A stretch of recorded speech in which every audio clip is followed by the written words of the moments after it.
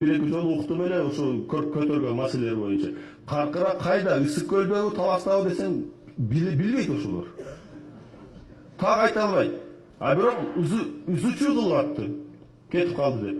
Ай, Каркыра бул женекей кичинекей жер эмес. Каркыра деген где-то бир 60 миң гектардын жери аянт Каркыра дейт. А кыргыз менен казактын ортосундагы бир гана участок 1000 гектарды тегерегинде участок аныкталган эмес болчу. Ошону гана чечилди. Анан бул жерге келгенде бир киши өзүчө отуруп чечип кое бербейт туугандар. Биз казактарга 560 гектар жер бердик. А казактардан биз 1300 1400 гектар жер алдык. Алардын жерин алдык. Ошо чечимге барып мына депутаттар отурат могу жерде.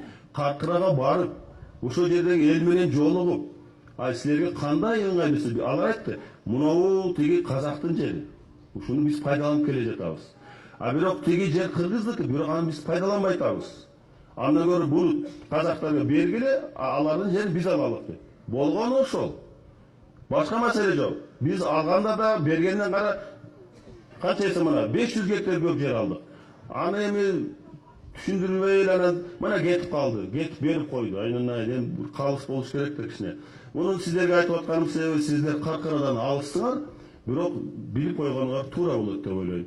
Эч качан Кыргызстандын президенти болобу, башка мамлекеттин жетекчиси болобу, жеке эле өзүнүн кызыкчылыгынын артынан башка өлкөгө жерди 1 метр жерди жөн эле берип койбойт. Анын жолу өтө татаал. Ошондуктан муну туура түшүнүш керек. А биздин оппоненттерге башка айта турган сөзү жок.